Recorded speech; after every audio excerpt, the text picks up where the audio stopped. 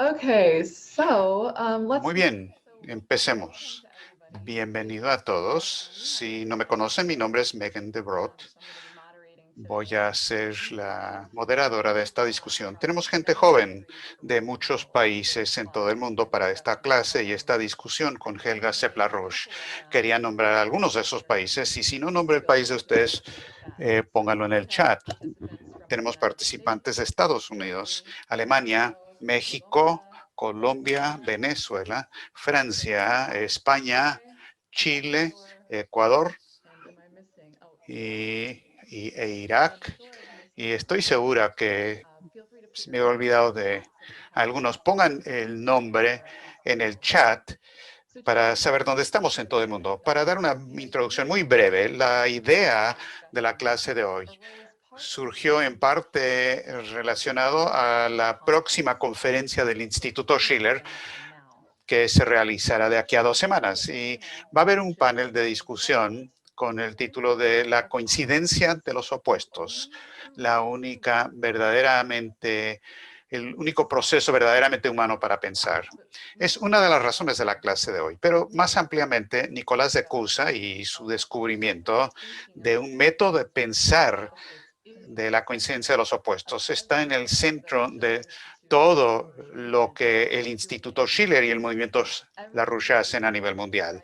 Todo lo que estamos haciendo para cambiar el mundo y cambiar de la trayectoria de la era de tinieblas hacia un nuevo paradigma se relaciona. No es un programa, no es fórmula, es una manera de pensar que, como he aprendido de muchos años de tener el privilegio de trabajar con Helga y Lyndon LaRouche, es la cuestión más importante que gobierna la historia de la humanidad.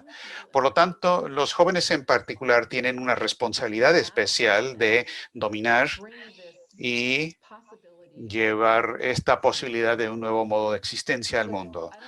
Entonces, no quiero decir más a manera de introducción, solo para decirles que me da mucho gusto, estoy muy entusiasmada de que tenemos aquí a Helga con nosotros hoy.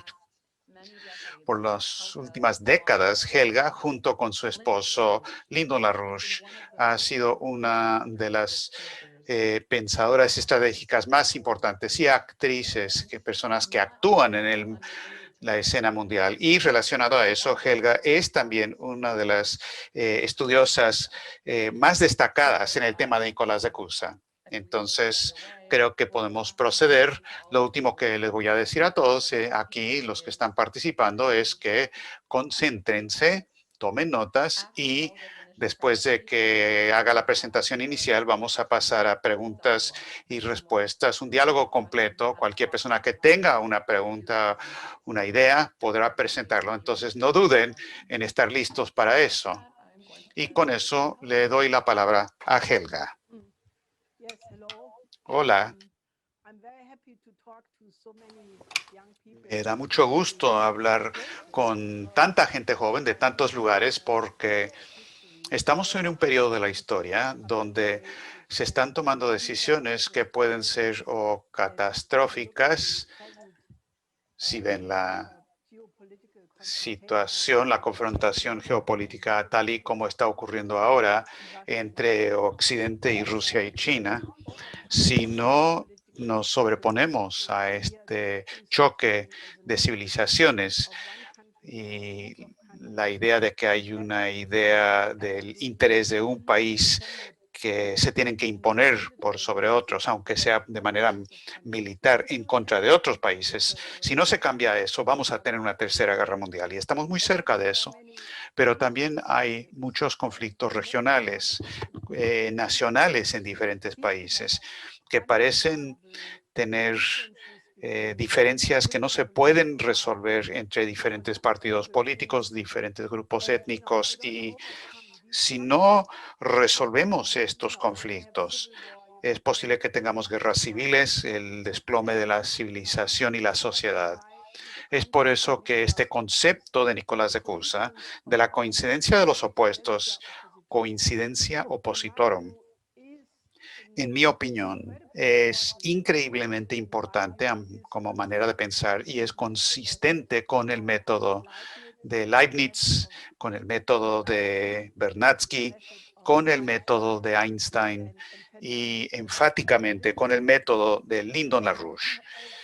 Y como voy a solamente empezar a hablar de esto, porque la vida de Nicolás de Cusa es increíblemente rica. Él no fue académico, desarrolló todos estos conceptos mientras estaba peleando políticamente, estaba viajando por toda Alemania.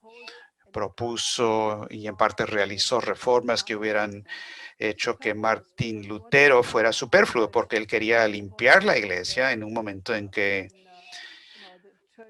la iglesia tenía una crisis moral grave. Entonces estaba escribiendo los conceptos más profundos a la vez que era la persona más activa en lo político. Antes de empezar a hablar de algunos de los conceptos e ideas de Cusa, quiero que tengan un sentido, porque Nicolás de Cusa vivió en el siglo XV, de 1501 a 1564, pero fue una persona increíblemente interesante y hay que desarrollar una relación, por así decirlo, personal con él. Una vez que se haga eso, yo encuentro que sus escritos son de los ejercicios más ventajosos. Cada vez que siento que mi propio proceso de pensamiento está confuso en problemas, hay varios pensadores a los que acudo para echarle gasolina a mis tanques, por así decirlo. Y él de seguro es uno de esos que ayuda a poner el proceso de pensamiento en orden. Primero, quiero darles una idea del ambiente del que salió. La primera transparencia, por favor.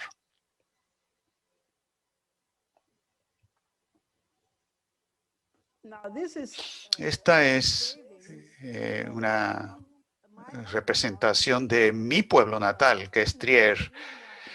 Se los demuestro porque Trier es solamente, está a 30 minutos por automóvil de Cus, Lancaster Cus, donde nació Cusa, y él se le dice Cusanos porque es la forma latina de Cus, que es el pueblo que está a un lado del río Mosel, y Lancaster está del otro lado. Pero también se le conocía como Treverensis, el hombre de Trier. Por eso les muestro esta representación. Ahora, si viajan hoy, como ven en la siguiente gráfica, 30 minutos por carro, van a llegar a un lugar muy bonito. Eso queda en Bernkastel. Como pueden ver, este es el río Mosel y esa casa blanca es donde él nació. La siguiente representación es, esto es donde nació Cusa, tal y como se ve hoy día, es un museo. Y si llegan algún día a ver Castle Cus, absolutamente tienen que visitar esta casa porque tienen ahí muchos representaciones y todos los libros y es un lugar muy divertido para estudiar. Ahora la siguiente transparencia. Aquí ven, es el hospital.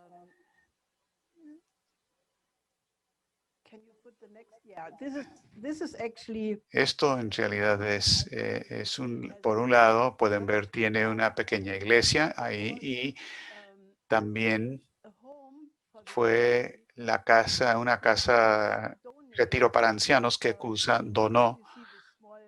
Pueden ver la iglesia gótica pequeña y el refugio para ancianos es algo que él donó con su propio dinero y existió de manera continua por 590 años. Entonces, cuando uno va ahí, y obviamente cuando van a Alemania, absolutamente tienen que ir ahí. Es uno de los lugares más entusiasmantes. Pueden ver que todavía hay gente anciana que vive ahí, personas de la tercera edad.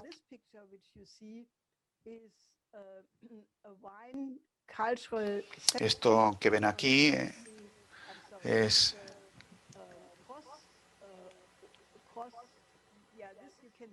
no. A ver, esto aquí es el centro cultural y con vinos, y venden vinos oriundos del lugar. Y es un lugar muy importante porque este fue el lugar donde realizamos la celebración de 65 años de Lyndon LaRouche, y Norbert Brainin, el primer violinista del cuarteto Amadeus, y el pianista famoso de Italia, Carlos Levi-Mintis, realizaron el Opus 96 de Beethoven para piano y violín en 1987, el 9 de septiembre. Así que en algún otro momento pueden ver esta presentación magnífica para el cumpleaños de Lynn. Fue aquí, inmediatamente cercano a este hospital y refugio para ancianos del lugar. Fue uno de los momentos más bellos de nuestras vidas. Tuvimos todo junto: Cusa, Beethoven, el Brainin, la celebración del cumpleaños de LaRouche, Carlo Levi-Minci y toda nuestra organización europea.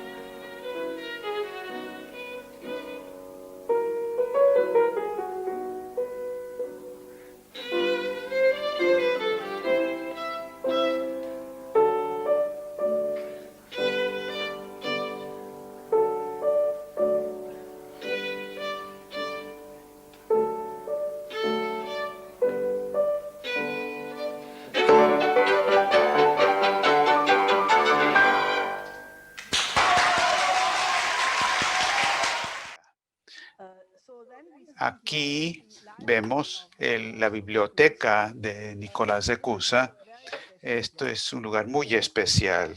Esta foto realmente no le hace justicia al lugar, porque cuando uno entra a esta sala, cuando fui por primera vez, hace unos 40 años más o menos, todavía tenían todos los manuscritos de los siglos 8, 9 y 10 abiertos. Estaban ahí, uno podía tocarlos, podía verlos. Y esta fue la biblioteca de Nicolás de Cusa. Y uno podía ver lo que él tenía en su posesión, el acceso que tenía a fuentes, muchas notas al lado de los manuscritos. Y cuando uno está en esta sala hoy, cuando hoy todo está más digitalizado y bajo vidrio para protegerlo de los muchos turistas que están ahí, hay algunos lugares que, si uno entra a esos lugares, uno siente el espíritu de la historia y uno siente los grandes pensamientos creativos que han ocurrido ahí. Para mí esta biblioteca quizás sea la biblioteca más antigua en Alemania, biblioteca privada. Es uno de los lugares más sagrados porque le da a uno un sentido de la persona que vivió ahí. La siguiente transparencia, por favor. Aquí están los instrumentos astronómicos al fondo, del lado izquierdo, y se ven los instrumentos astronómicos que Cusa tenía a su disposición para sus observaciones. Como les decía, él nació en 1401.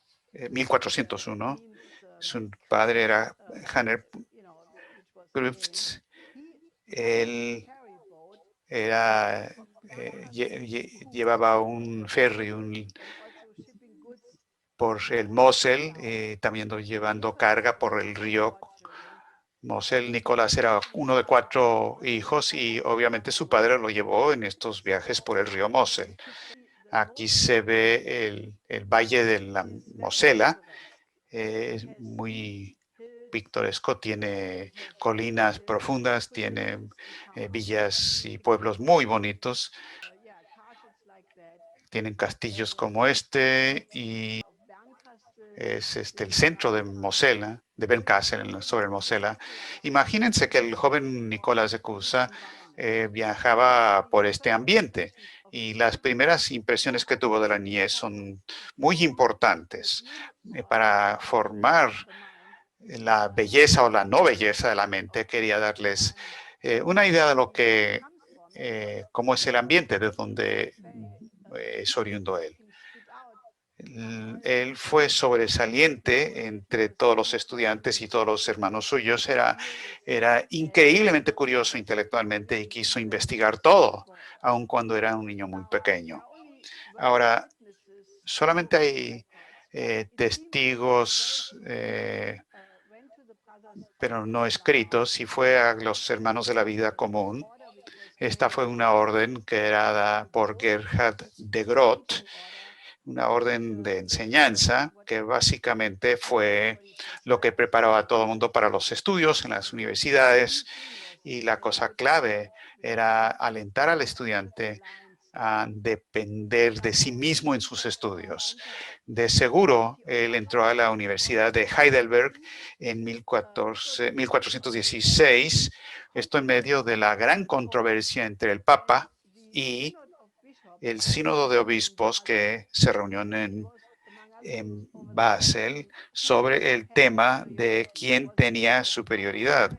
Era el sínodo de manera parlamentaria de Basilea o era el Papa. Luego fue a la Universidad de Padua, Nicolás de Cusa, en Italia, que fue uno de los centros intelectuales más importantes en Italia, y estudió la jurisprudencia, la ley canónica de la Iglesia, y ahí llegó a conocer a muchos de los representantes famosos de su tiempo en astronomía, la ciencia médica, derecho humanista. Llegó a conocer a Giuliano Cesarini y tuvo una amistad de toda la vida con él.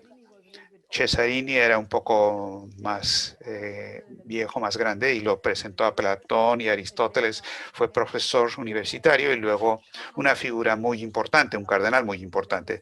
También le enseñó griego a Nicolás.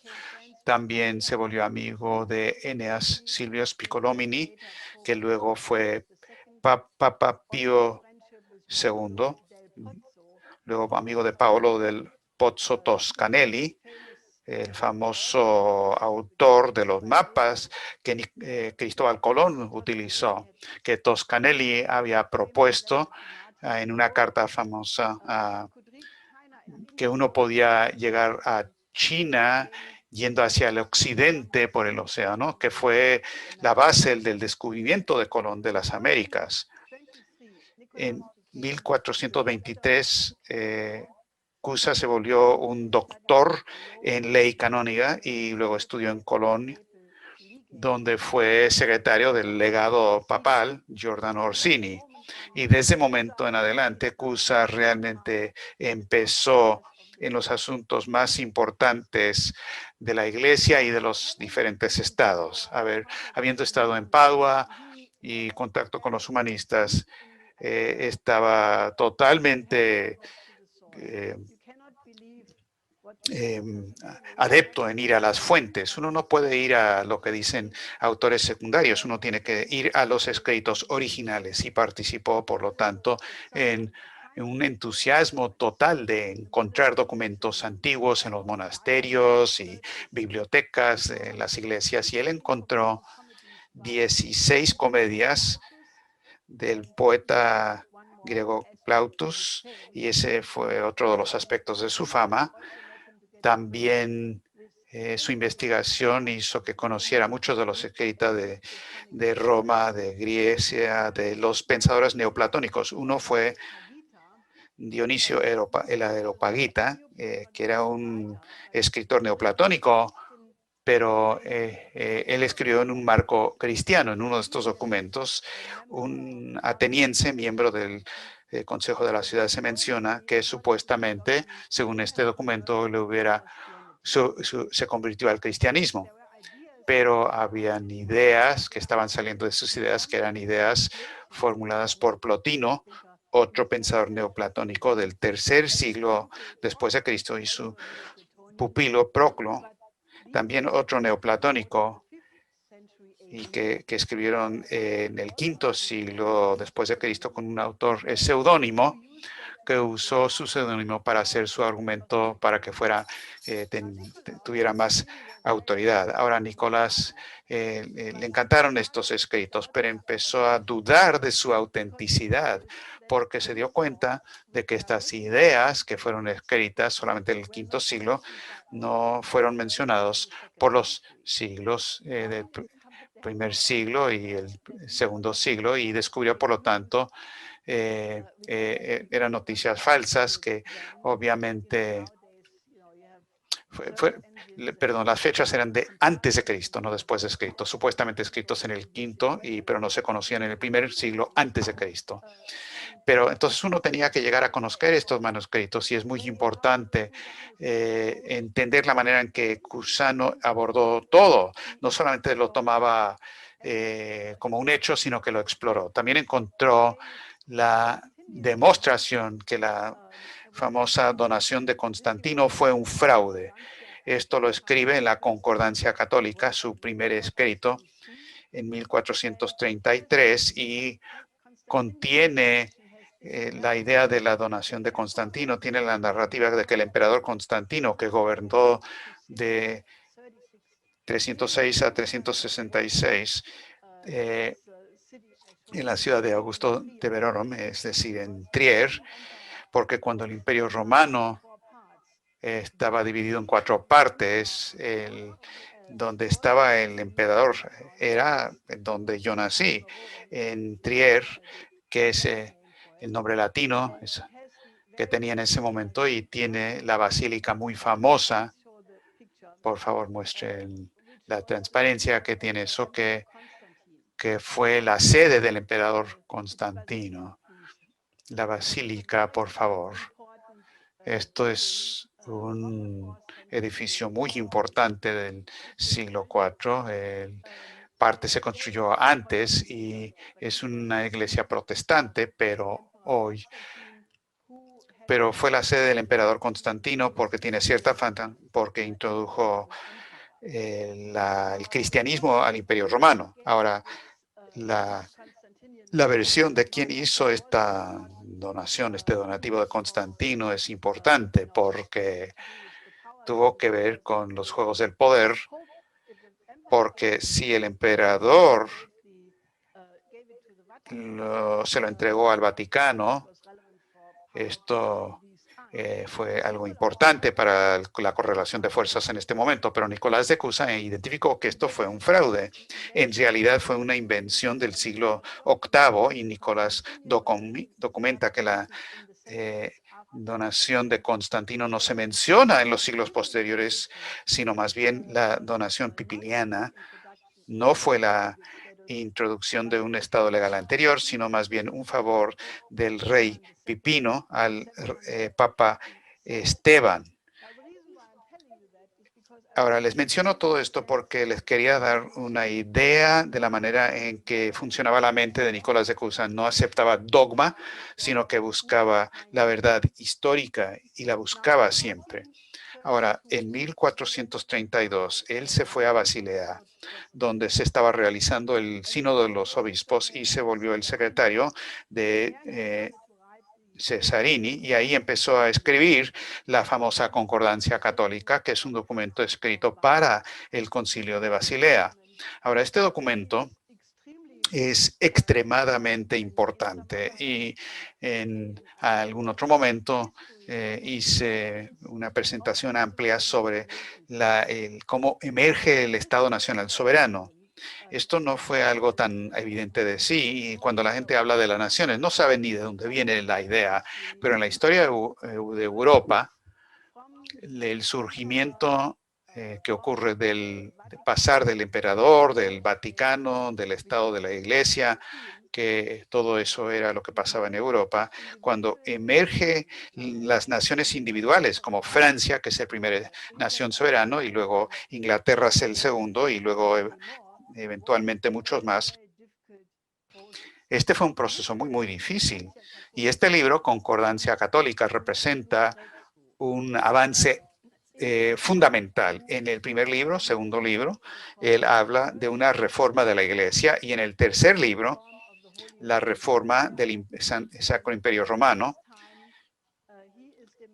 Y por primera vez, él exige demandas constitucionales para el gobernante. Es un paso fundamental para adelante hacia la ley constitucional de moderno y la separación de los poderes, sobre la igualdad de todos los seres humanos como la base de su participación en el gobierno. Él escribe en la Concordancia Católica, y esta es una cita: por lo tanto, ya que todos son por naturaleza libre, cualquier gobernanza, ya sea que consista de ley escrita o de ley viva en la persona de un príncipe, solo puede emanar del acuerdo y consentimiento de los sujetos, porque si los hombres son por naturaleza iguales en poder y libres por igual, la autoridad verdadera y propiamente ordenada de un solo gobernante, que es su igual en poder,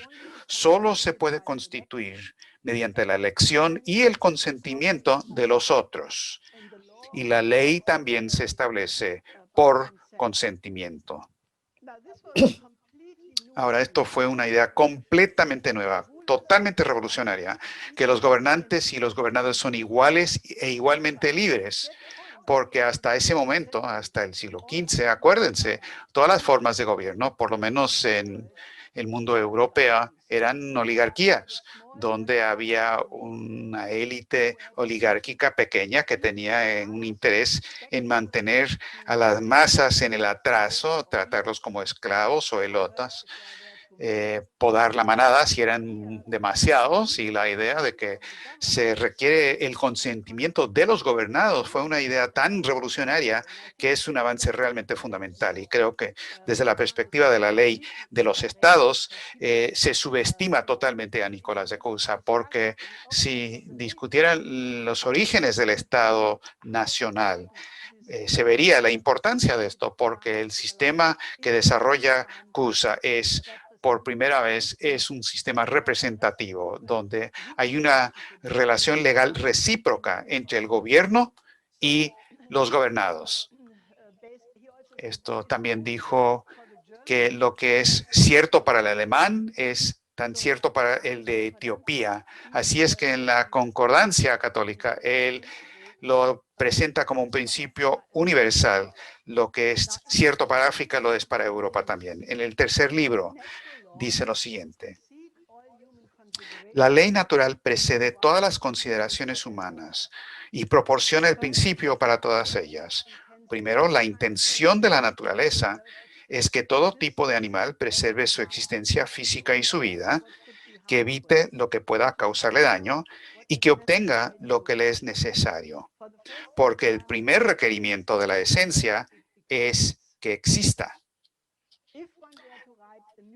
Si uno fuera a escribir una constitución para los estados soberanos, esto debería ser un axioma, porque el derecho a la existencia es un punto filosófico primario, ontológico, fundamental.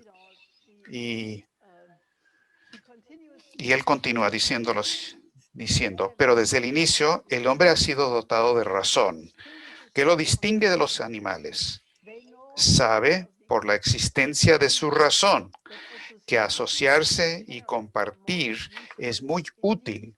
Es más, es necesario para su autoconservación y para alcanzar el propósito de la existencia humana. Por tanto, los seres humanos han construido ciudades y adoptado leyes para proteger la unidad y la armonía, y establecieron guardianes de todas estas leyes con el poder necesario para asegurar el bien público. Ahora, como les decía, fue un rompimiento total con la forma oligárquica de la sociedad.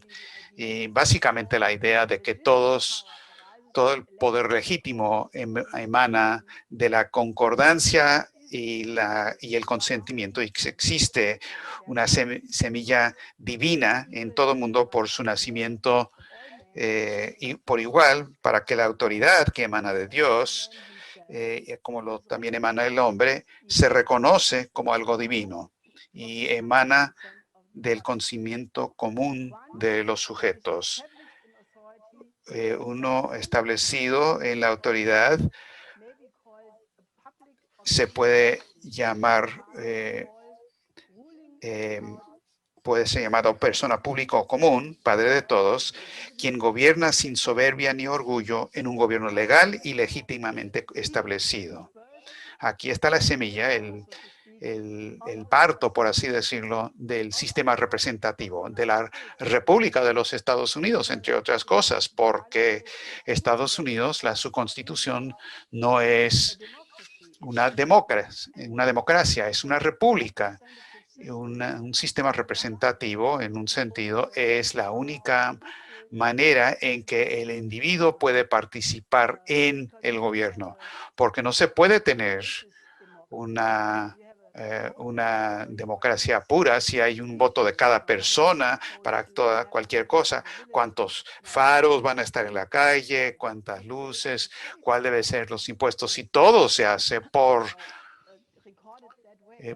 voto democrático de esa manera, nunca se llegaría a nada y por lo tanto el sistema representativo es la única forma válida de funcionamiento y requiere que los ciudadanos sean ciudadanos del Estado y es la única forma de gobierno que funciona. Entonces Nicolás continúa. Mientras que se reconoce a sí mismo como criatura, por así decirlo, de todos sus sujetos en tanto colectividad, debe actuar como su padre en tanto individuos.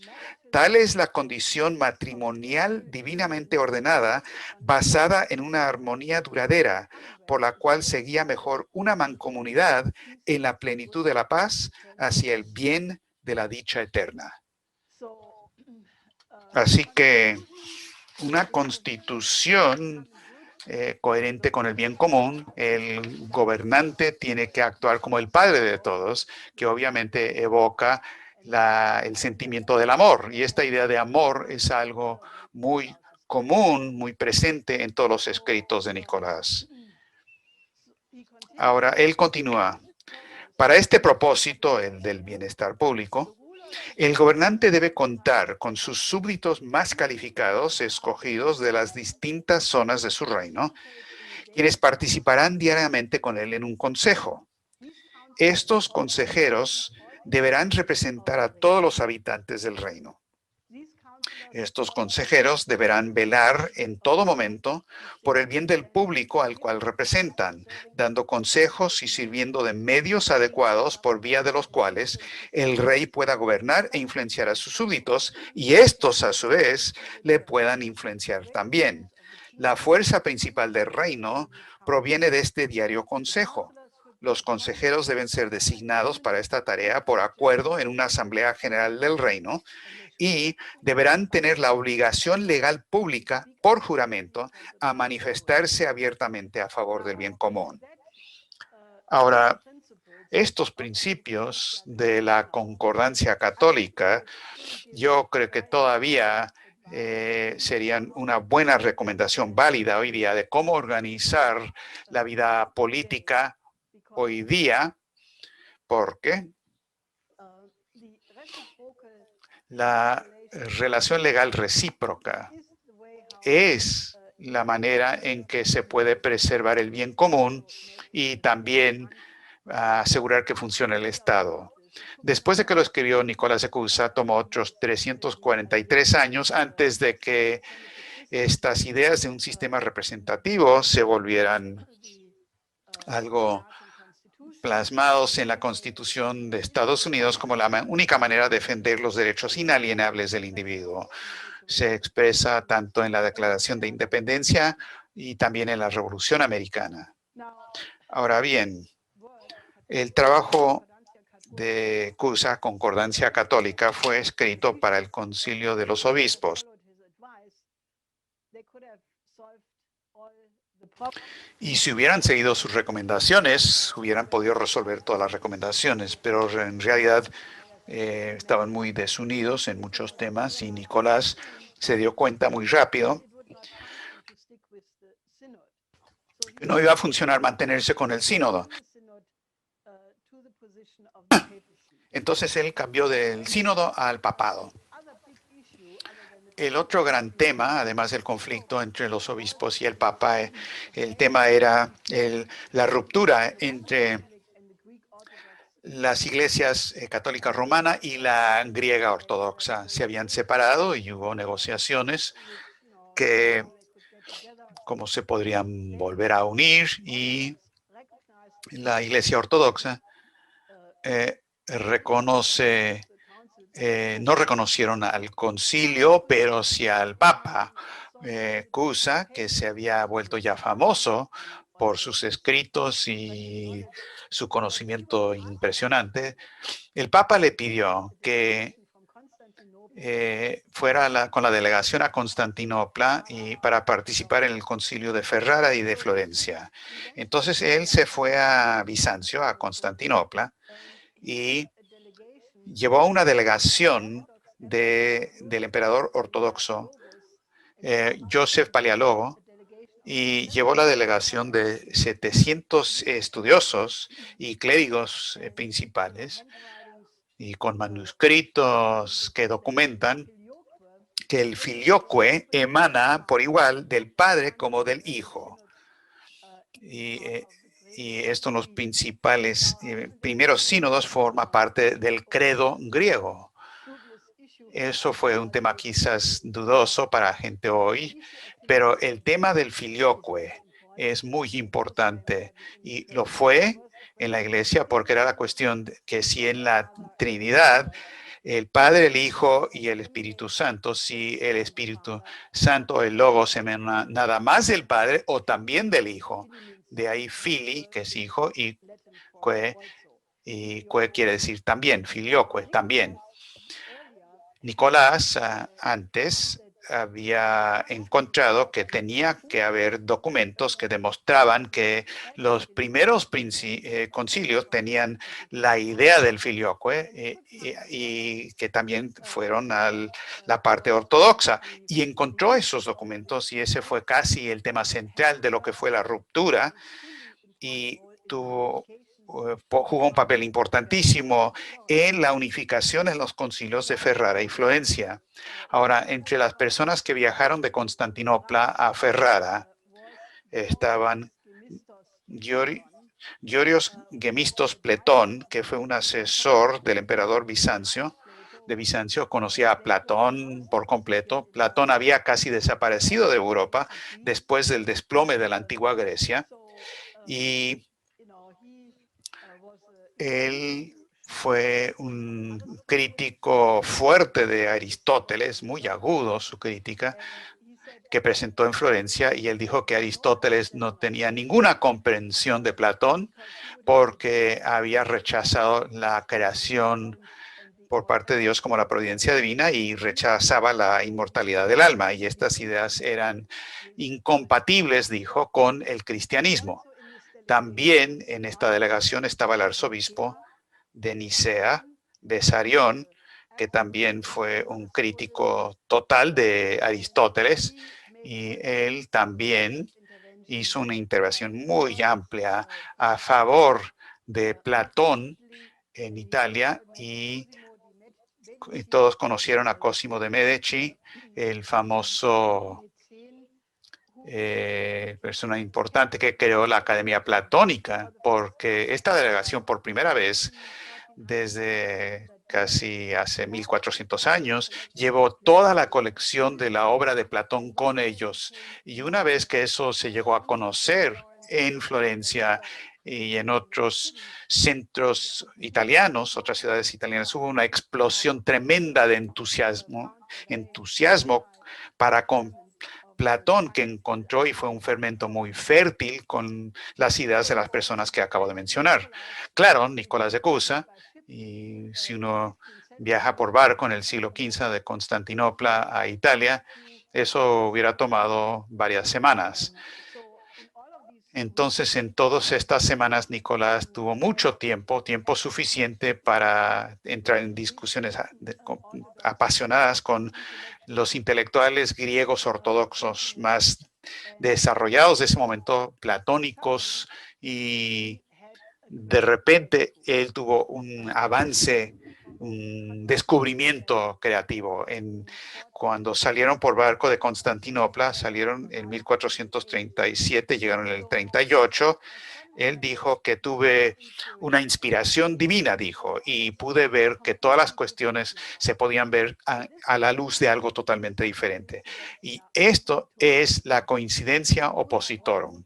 Y Cusa escribió de manera muy consciente de lo que le pasaba. Estoy pensando ahora algo que ningún ser humano jamás ha pensado antes que yo.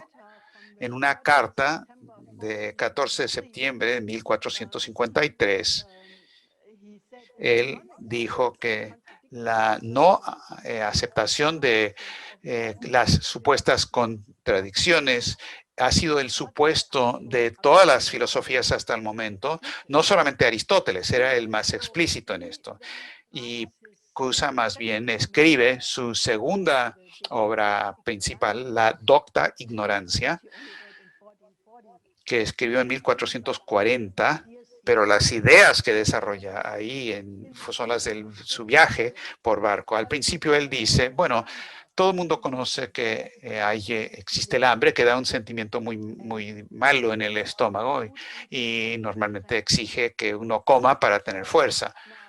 Ahora, el asombro, la curiosidad, es tener un sentimiento parecido en la mente porque es la causa de filosofar.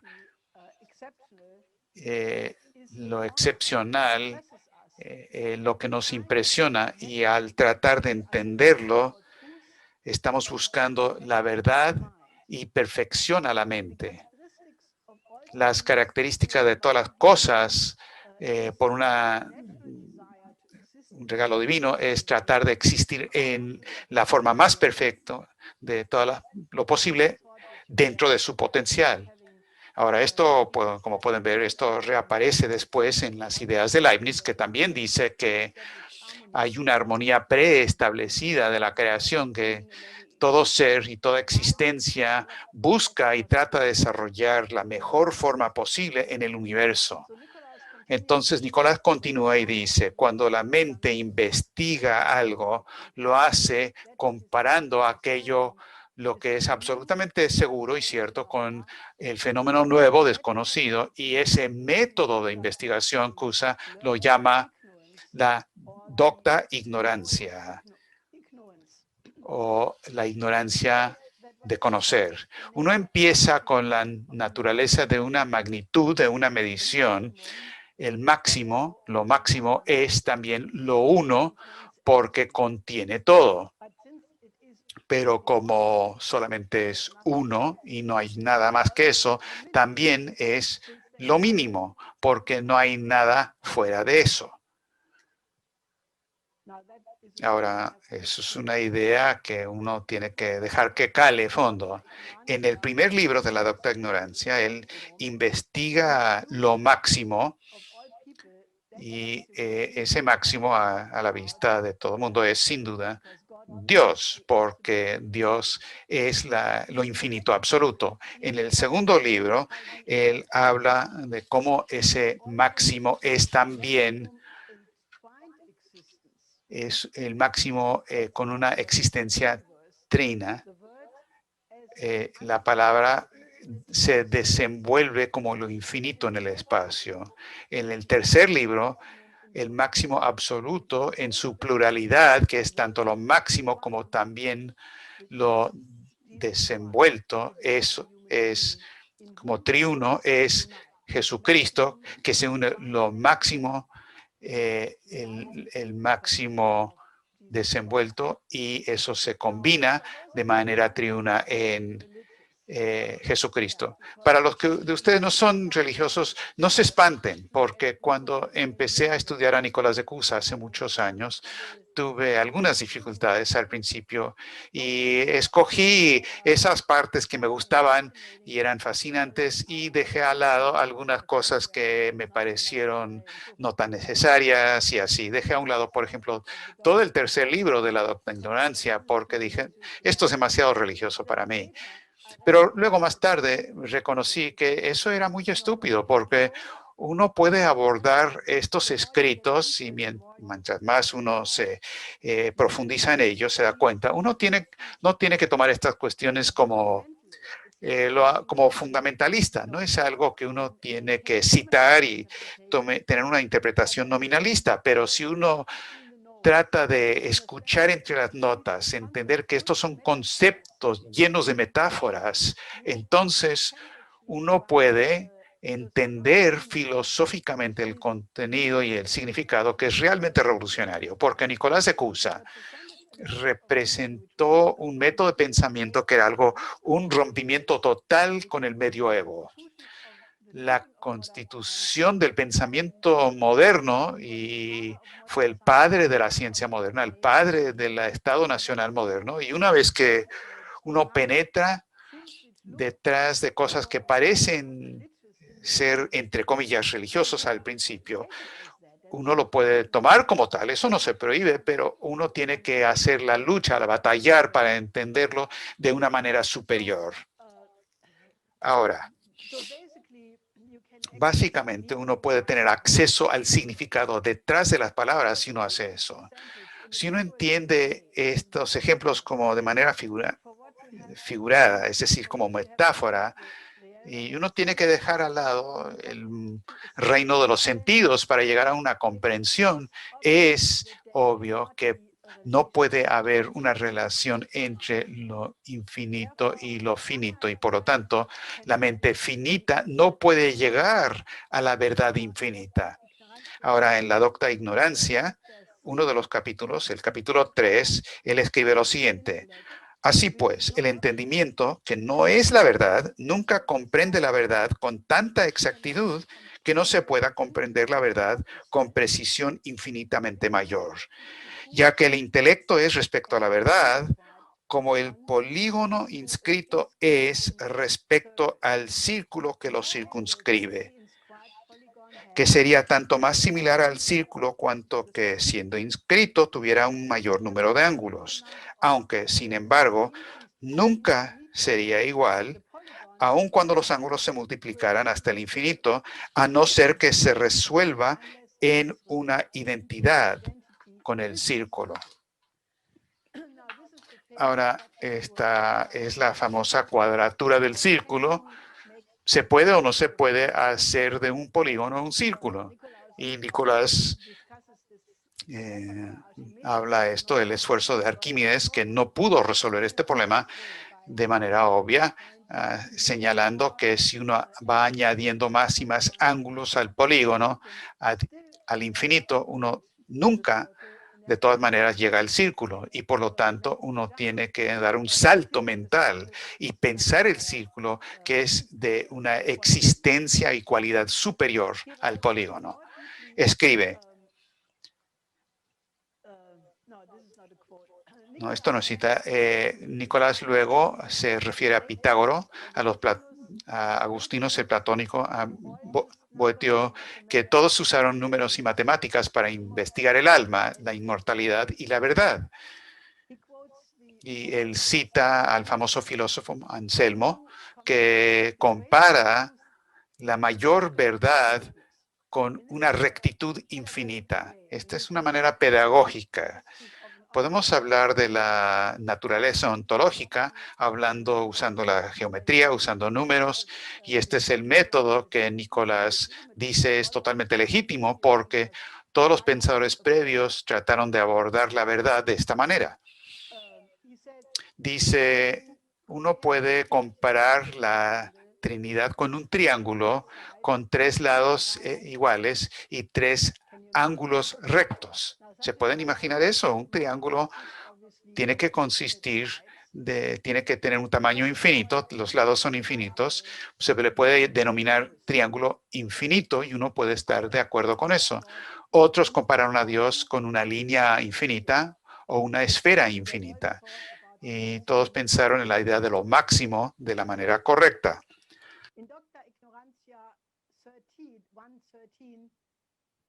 En la Docta Ignorancia, libro primero, capítulo 3, dice, digo pues que si hubiera una línea infinita, sería recta, sería triángulo, sería círculo y también esfera.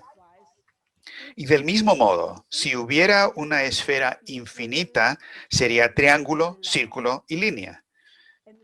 Y lo mismo puede decirse del triángulo infinito y del círculo infinito. Lo primero, que la línea infinita sea recta, se manifiesta así. El diámetro del círculo es una línea recta y la circunferencia es una línea curva mayor que el diámetro. Así pues, si la línea curva tiene menos curvidad en cuanto la circunferencia del círculo sea cada vez mayor, la circunferencia del círculo máximo, mayor que la cual no puede haber otra, es mínimamente curva, por lo cual es máximamente recta. Coincide, por tanto, el máximo con el mínimo. De tal modo que a la vista parece ser necesario que la línea máxima sea máximamente recta y mínimamente curva.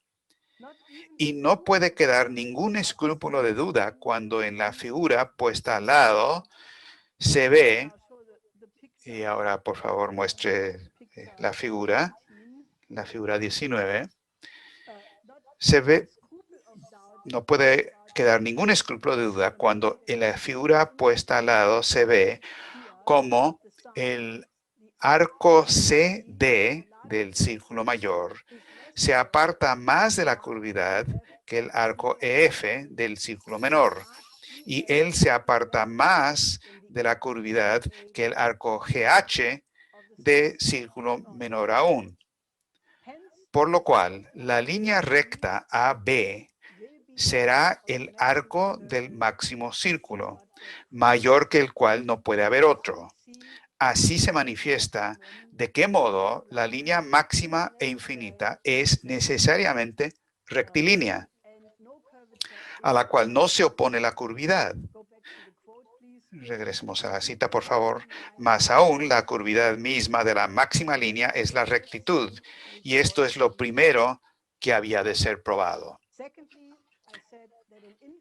En segundo lugar, se ha dicho que la línea infinita es un triángulo máximo, círculo mínimo y esfera máxima.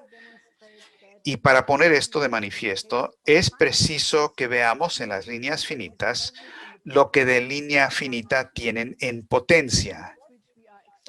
Y esto que inquirimos se nos hará más claro en base al hecho de que una línea infinita es en realidad lo que tenga la línea finita en potencia. Sabemos en primer lugar que la línea finita en longitud puede ser más larga y más recta, y ya se ha probado que la línea máxima es la más larga y la más recta. En segundo lugar, si la línea AB, permaneciendo el punto A inmóvil, si la línea AB se mueve circularmente hasta que B llegue a C, esta es la segunda figura, hasta que B llegue a C, se origina el triángulo. Si se termina el movimiento circular hasta que vuelva a su punto de partida, se origina el círculo. Si de nuevo, permaneciendo A inmóvil, B se mueve circularmente hasta que llegue al punto opuesto a donde comenzó, el cual es D, resulta que con AB y AD se forma una línea continua y hay descrito un semicírculo. Y si permaneciendo BD inmóvil como diámetro se hace girar al semicírculo, se origina la esfera. Y esta esfera es lo último que de la potencia de la línea existe. Regresando a la cita, la esfera existe totalmente en acto, puesto que la esfera no está en potencia con respecto a ninguna figura que se pueda derivar. Así pues, si en la potencia de la línea finita se encuentran estas figuras, y si la línea infinita es en acto, todas las cosas respecto a las cuales la finita es en potencia, se sigue que la línea infinita es un triángulo, un círculo y una esfera, que era lo que había que probar. Y porque, supongo, deseas ver más claramente cómo lo infinito es en acto todo aquello que está presente en potencia en lo finito, lo explicaré ahora de tal manera que estarás muy seguro de eso. Así que aquí Nicolás habla por primera vez que lo máximo, el máximo, la línea infinita, el triángulo infinito en la esfera infinita, es lo mayor, lo superior, pero también coincide con lo más pequeño, lo mínimo, la coincidencia de los opuestos. En coincidencia opositor, perdón, en Docta Ignorancia 1.14, que un pensamiento que no trasciende los sentidos no entiende que una línea también puede ser triangular, porque si uno ve la certeza sensorial, la mente protesta y dice, no, esto es una mente, la mente, esto es simplemente una línea, no es triángulo, ni círculo, ni esfera. Pero para el proceso de pensamiento comprensivo, que comprende, es fácil, porque los dos lados de lo triangular no pueden ser más cortos que el tercero, y por lo tanto, lo triangular donde un lado es infinito, los otros dos lados también tienen que ser infinitos. Y como no pueden haber varios infinitos, todos se resuelven en un solo infinito. Esta es la introducción de lo infinito en el cálculo geométrico, y uno puede decir que Nicolás de Cusa prepara el camino para lo que se llegará a ser el cálculo de Leibniz, la medición de las curvaturas y las superficies curvas. También contiene la idea de que el universo es eterno. En un sermón, muchos de los avances tremendos de Nicolás ocurren en sus sermones. En el sermón del 6 de enero de 1456 dice: además, podemos decir que porque Dios es la eternidad, luego en tanto que el tiempo se deriva de él, y así el mundo temporal es y siempre fue de la eternidad, es decir, de Dios, el mundo siempre lo fue, es decir, en todo momento. Esto fue algo obviamente que no estaba alineado con el Viejo Testamento, el Antiguo Testamento, que dice que el mundo fue creado en 6 días por Dios. Hay que pensar que en el siglo XV uno no podía decir eso nada más, porque había la autoridad papal para interpretar estas cosas. Y en 1439 había una declaración papal que emitió el Papa Juan XXII que condena a Maestro Eckhart, una de sus tesis, que fue una mezcla de un platónico y un místico, pero esa noción hay que discutirla porque también se utiliza de una manera diferente. Estas 28 tesis, 17 de ellos se declararon herejías y se le sospecha de herejía a la persona. Entonces, a Nicolás le gustaba el maestro Eckhart y tenía sus manuscritos de 1440 en adelante, que es cuando completó la Docta Ignorancia, y escribió varios comentarios. Uno que dice, cuidado. Ahora regresen a la diapositiva 7A.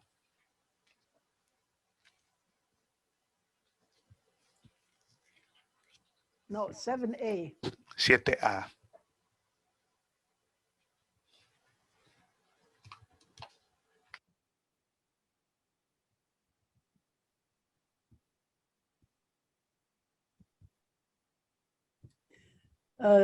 take the picture on the right. Can you take that alone? But in any case, this is a Quiero que vean handout. la parte que está del lado derecho. Esto es el manuscrito de la Docta Ignorancia. Pueden ver del lado derecho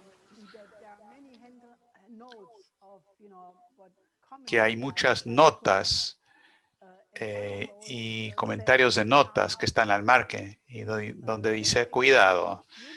Esto es algo muy bello porque pueden ver que no había internet, no habían búsquedas de Google, pero todas estas ideas se tenían que escribir a mano. Entonces, repasar estos documentos es un gran esfuerzo, y la belleza de estos documentos en la biblioteca de Nicolás es que tiene muchos de estos escritos originales y tiene notas al margen, y uno puede estudiar cómo es que él interpretaba todo y cuáles fueron sus conclusiones. Si uno dice que el mundo ha estado ahí de manera eterna, uno cuestiona la tesis de la creación en 6 días. Y como se pueden imaginar, con algunas otras personas como Giordano Bruno y otros, no les resultó tan bien para la salud de Bruno. En todo caso, Nicolás llegó a la conclusión de que el universo es infinito, que no tiene ni circunferencia ni centro. Entonces, Nicolás ya tenía estas ideas antes de Copérnico o Galileo. Por favor, quiero ver, por favor, la diapositiva 17.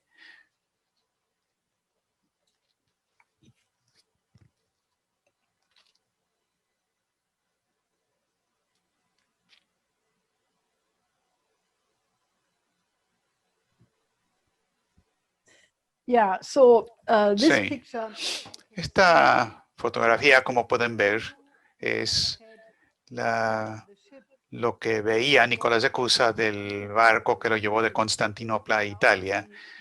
Obviamente, eso se puede ver en cualquier parte del mar cuando uno viaja por barco, y cualquier persona que lo haya hecho tendrá una memoria muy aguda, un sentimiento muy fuerte de lo que parece ser una línea recta, es decir, el horizonte. En realidad es una circunferencia, y sabemos que la Tierra no es plana, no es línea recta, no es de 2 dimensiones, sino que es una esfera. Pero yo estoy bastante segura que como Nicolás tuvo este descubrimiento sobre la coincidencia de opuestos y cómo las líneas rectas en lo infinito son también esferas infinitas, que este fue el ambiente. Imagínense, él estaba sentado ahí con los intelectuales más avanzados de su tiempo, Platón, Besarión, hablando de estas ideas de Platón y la unidad de la iglesia. Entonces, yo estoy totalmente segura que fue en este ambiente que lo inspiró o lo ayudó a inspirarse a tener estas ideas. Ahora, Kepler llamó a Cusa, lo llamó el Cusa divino. Y obviamente, Kepler, la idea de Kepler en su avance en cuanto a la gravitación, esto requirió que él saliera de la visión de Copérnico, de que la Tierra o el Sol son el centro del universo, sino que uno tiene que tener principios totalmente diferentes. En ese sentido, Nicolás de Cusa le allanó el camino a Kepler, que apreciaba mucho a Cusa, lo llamaba divino. Ahora, de la misma manera, Vladimir Bernatsky, decía que lo llamaba Kusansky, el gran paso hacia adelante. Se le conoce a Kusa en Rusia como Kusansky, y es mucho más famoso que en el occidente, y eso dice mucho de la importancia de la ciencia rusa. Ahora, el concepto de la coincidencia de los opuestos no es un concepto estático o que se debe comprender simplemente en cuanto a la geometría, sino que incluye el concepto de la evolución del universo como una unidad. Hemos visto que Dios es la unidad absoluta y la máxima grandeza, maximitas, y el universo como la unidad del universo es una versión contracta, una multitud contracta, unitas contracta, y Jesucristo es la encarnación de lo múltiple unido, el contracto máximo. En este universo hay un ordenamiento jerárquico de especies superiores e inferiores, y todos están separados por un salto de especie. Ahora, Nicolás dice, ningún individuo de ninguna especie ha llegado a la perfección mientras siga perteneciendo nada más a su especie. Solamente será plenamente desarrollado hasta que participe en la siguiente especie. Para el ser humano, esto quiere decir que él tiene que participar en Dios, y es una cualidad del ser humano que Cousas llama capax Dei, participar en Dios, y describe esta evolución como algo que se ve jalado hacia arriba, jalado casi violentamente a un nivel superior, con una ruptura. De la misma manera, la relación de lo inorgánico a las plantas y lo de las plantas a lo noético ocurre de esta manera. El potencial de la especie inferior solamente se acentúa plenamente si participa en un principio superior de existencia. El profesor Haupst, que fue uno de los grandes estudiosos de Cousa, él creó el Cusano Stiftung, el Centro de Estudios de la Sociedad Cusana, que reside en Trier, y el domo, existe una villa, una casa muy bella donde el profesor Haupst tenía sus oficinas. Yo lo visité muchas veces ahí. Él fue una de las personas que ayudó a desatar este renacimiento de Cusa hoy. Si uno va hoy a todos los idiomas diferentes, uno encuentra muchos estudiosos que están muy entusiasmados con las ideas de Nicolás de Cusa, pero fue el profesor Haupst, que fue un estudioso en Mainz y un profesor de teología.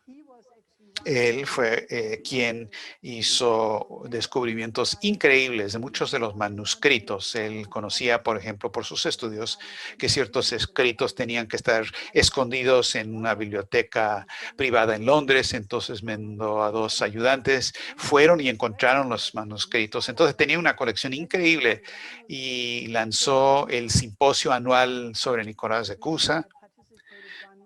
Yo participé en uno de esos, en los primeros en 1970, y desarrolló una verdadera amistad con el profesor Haupst.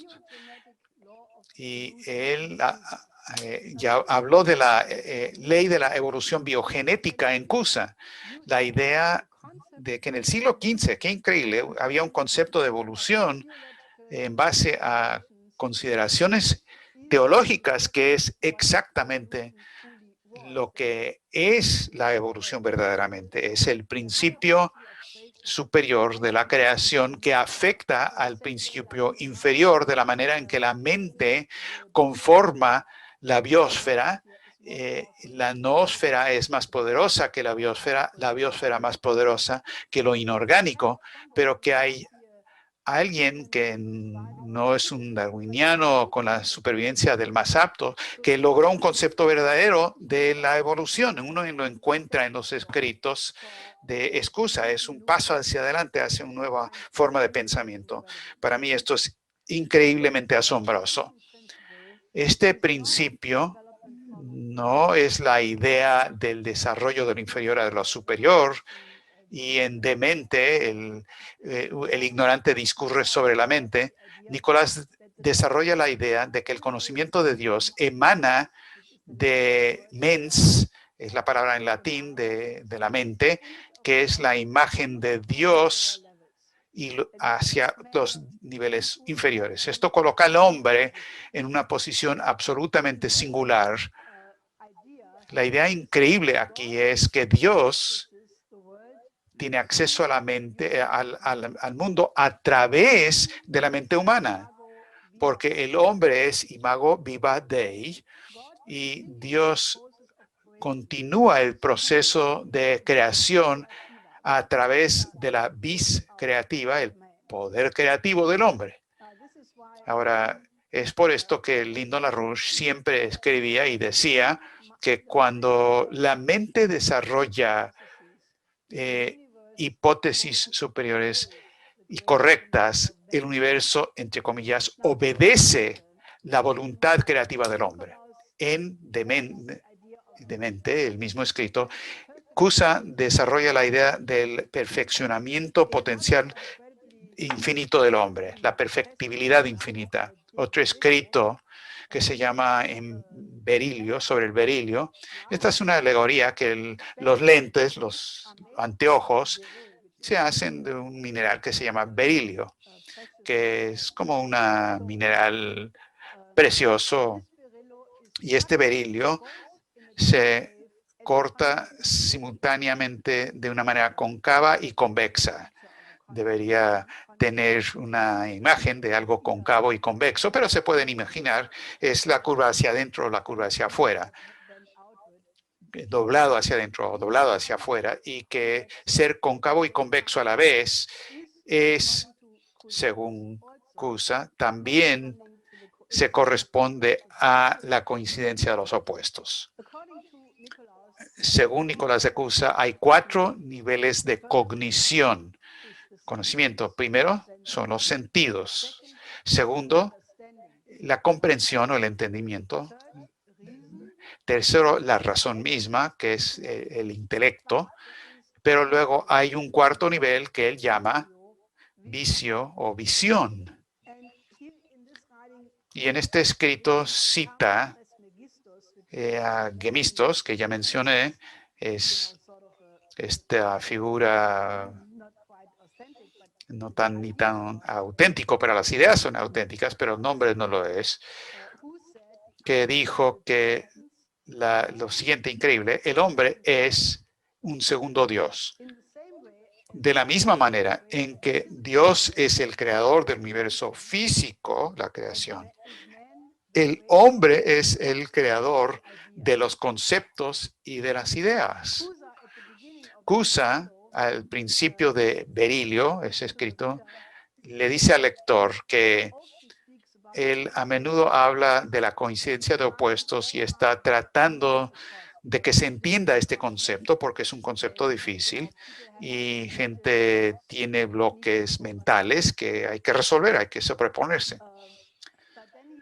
Pero luego dice, tengo que advertirles, como lo hicieron Platón y Dionisio antes, que se prohíbe revelar esos secretos a quienes no son capaces de superarse mentalmente, porque ellos, como están apegados a los sentidos, dicen que estas ideas sublimes son ridículas, porque quienes están amarrados a la parte animalesca o bestial no entienden los secretos divinos, pero quienes practican y toman las explicaciones serán contentos con el tesoro intelectual que habrán encontrado.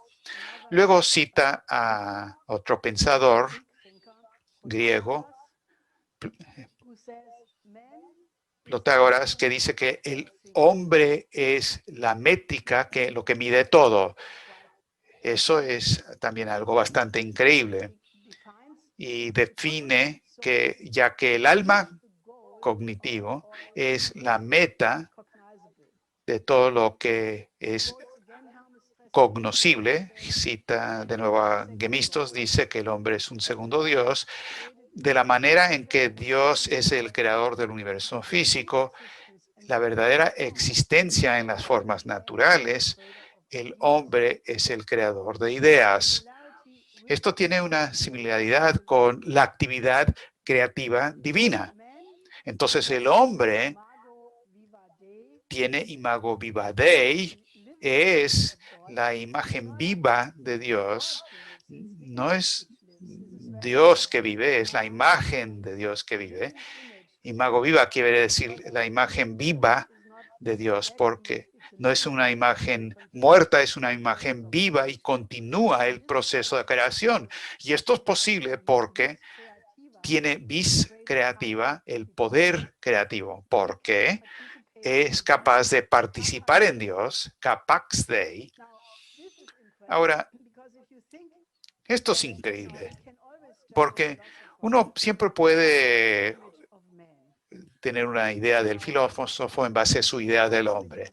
¿Cuál es la imagen de Dios, por ejemplo, que tienen los filósofos de la Ilustración británicos, Locke, Hobbes, que el hombre es bestia, se requiere un estado fuerte para controlar los males individuales de Mandeville, la idea de tener todas estas ideas terribles del hombre, que el mal no es bueno, dice Mandeville.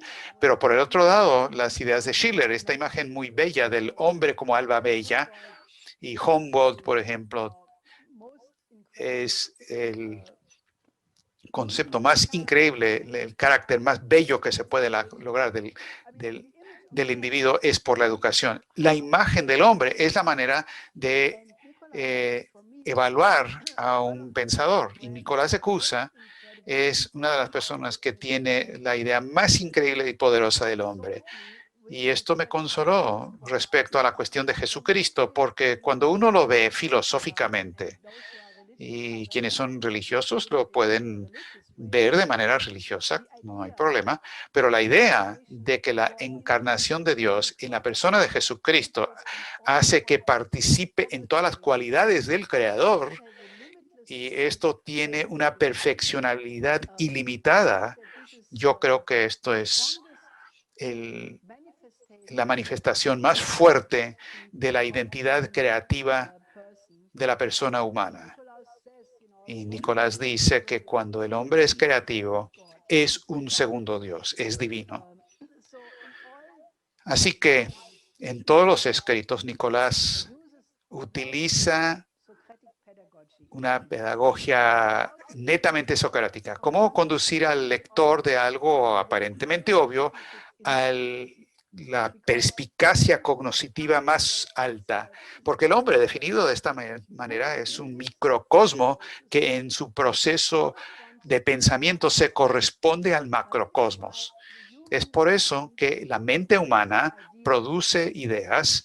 Al producir esas ideas que pueden afectar al macrocosmos, porque si no, diríamos en términos modernos, la idea creada por la mente humana puede producir un descubrimiento científico que, si se aplica en tanto tecnología, en el proceso de producción, conduce a una productividad superior, a un nivel de vida superior de la población, esperanza de vida más larga, y por lo tanto cambia el universo físico. Cuando Lindo LaRouche escribió esto en tantos escritos, pero lo encontramos en Cusa, la razón por la cual esto es posible, una idea inmaterial, que no es material, en el microcosmos tiene un efecto físico en el macrocosmos. Esto obviamente también toma forma, lo discute, lo evalúa también Leibniz, que cada ser humano es una mónada que contiene en principio toda la legitimidad, lo no arbitrario del universo físico, y por lo tanto es imagen de lo divino.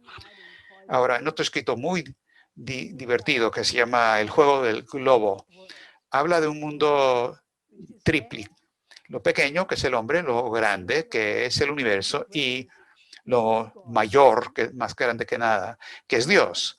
El hombre es también a la vez lo pequeño y un mundo completo, pero también participa en el universo mayor, porque hay solo un universo. Por lo tanto, el hombre no está fuera del universo, pero es a la vez un mundo separado completo, pero a la vez forma parte del universo mayor, más grande. Y la perfectibilidad del hombre se logra con la imagen y semejanza de Dios. Ahora, Lynn y yo muchas veces fuimos a Castle Kus para visitar la biblioteca y visitar donde nació Kus. Y una vez fuimos con un gran amigo,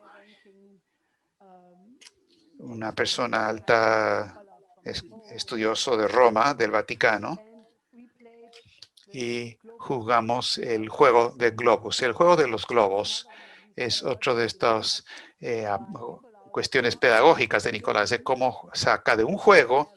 El juego es que uno tiene una esfera, una pelota, que es, pero se forma que tiene una parte cóncava y convexa, y cuando uno lo tira, no va en una línea recta, sino que se mueve de forma espiral. Y el juego es tal que uno tiene en el piso, en la tierra, creo que 9 círculos con un centro, y uno tiene que tirar la pelota, la bola, primero que se mantenga en la superficie, pero que también llegue tan cerca posible al centro. Esto requiere cierta destreza y también un poco de suerte, diría yo. Entonces fuimos ahí con este estudioso la discusión de Cusa y jugamos el juego de los globos. Está ahí en el lugar de nacimiento de Cusa para que los visitantes jueguen con eso, y este amigo de alto nivel completamente no lo hizo bien y el globo fue a una esquina. Yo hice muy mal también y Lynn lo tiró y llegó justo al centro. Yo pienso personalmente que fue una pura chiripada, pura suerte, pero Lynn, por supuesto, estaba convencido de que él había dominado ese principio. Y quizás así sea. Y esto es algo que quizás nunca sabremos, pero fue muy divertido. Y es divertido porque de un juego muy simple, uno puede llegar a las ideas más profundas sobre el Dios, el universo, la creación y la naturaleza del hombre. Ahora, hay otro escrito muy útil, que fue uno de los escritos posteriores, que se llama De Visione Dei, sobre la visión del Dios. Y esto fue escrito por solicitud del abad y los monjes por una amistad de tiempos atrás, y le pidieron, por favor, ayúdanos a entender este concepto de la coincidencia de los opuestos, porque es un concepto difícil. No nos puedes escribir algo que nos lo explique para que todos podamos entenderlo. Entonces Nicolás de Cusa escribió este documento y es, de hecho, pedagógicamente un escrito muy bello que deberían leer. Él dice de entrada, todos ustedes saben que hay varias pinturas del Renacimiento, y nombra a varios de ellos, de dónde provienen, dónde están, y dice, algunas de estos cuadros tienen perspectiva que, por ejemplo, si una persona, en este caso es la figura de Jesucristo, se pinta de manera tal que no importa la perspectiva que uno tome para mirar ese cuadro, uno siempre siente que Jesucristo lo está mirando directamente a uno y solamente a uno mismo. Entonces le pide a los monjes que coloquen este cuadro en la sala y luego que formen un círculo, que se sienten en un semicírculo, unos a la izquierda y los otros a la derecha. Entonces hay un semicírculo de monjes, y luego les dice, no es así que todos sienten que este cuadro solamente lo está mirando a ti, no importa dónde estés. Uno puede moverse hacia adelante, hacia atrás, en cualquier posición. Uno tiene ese sentimiento, y de ahí él continúa en la discusión de cómo y por qué es posible y cómo llega a lo que él llama al muro de la coincidencia de opuestos. Y ahí crea otro problema, porque dice, cuando lo anterior coincide con lo posterior y el fin coincide con el inicio, y alfa coincide con omega y utiliza este cuadro, esta idea de los monjes que están en la sala para demostrar ese principio. Luego, uno ha llegado al muro, a la pared de la coincidencia de los opuestos. No ha llegado a la coincidencia de los opuestos todavía.